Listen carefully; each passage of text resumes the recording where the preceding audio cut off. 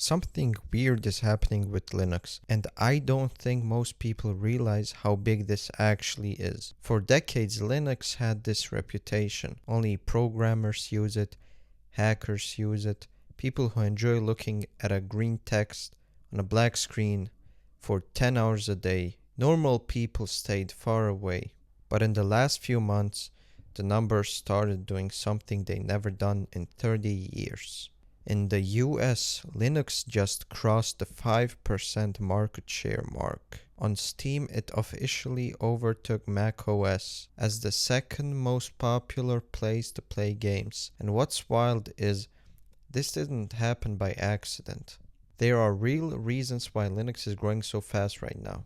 And if you're currently feeling a bit tired of your current computer, by the end of this, you're going to understand why thousands of people are making the switch and why they almost never go back. To understand why Linux is growing, we have to look at the problem. And the problem is usually sitting right in front of us. It's Windows. Lately, it feels like Windows has been becoming way worse. You've probably felt it.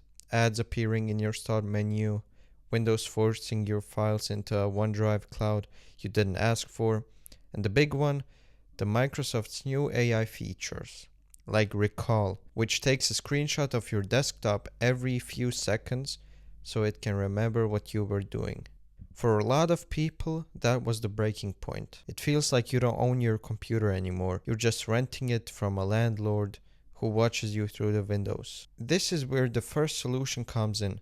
People didn't necessarily go looking for Linux because they love computer science. They went looking for an exit. They wanted digital freedom. Digital freedom just means that you are the boss of your own data and your own hardware. In Linux, there are no ads in the menu.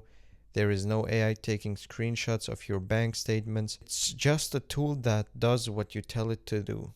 The growth isn't about tech, it's about people wanting their privacy back. But even if you wanted privacy, there was always a giant problem that stopped everyone from switching. For years, the deal was if you use Linux, you don't get to play video games.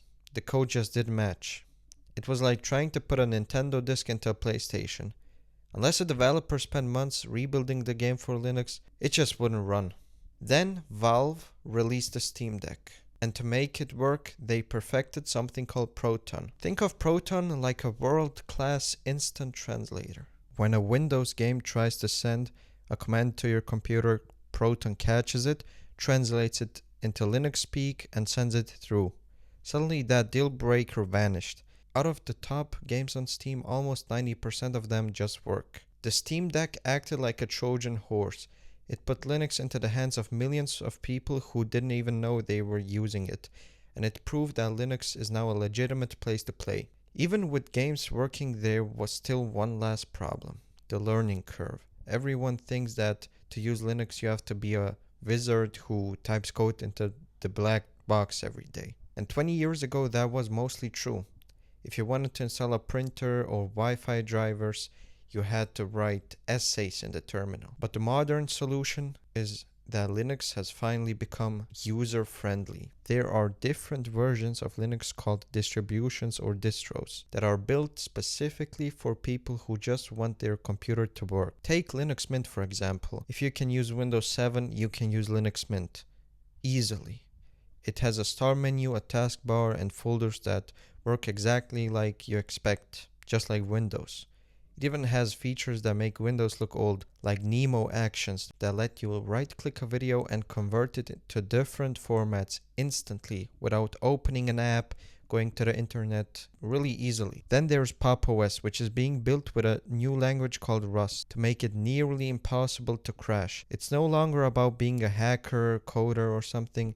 It's about having a system that is faster, cleaner, and more stable than the one you paid hundreds of dollars for. So why is Linux growing so fast? It has better software, it's better for gaming, but I think it's about us. We're starting to realize that we deserve a computer that belongs to us.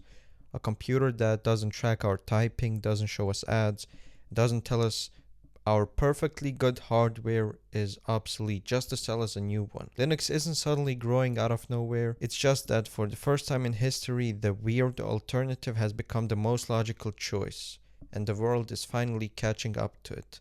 And honestly, that's kind of wild. And finally, people are realizing that Linux is freedom and privacy. If you don't use Linux, you don't actually own your computer.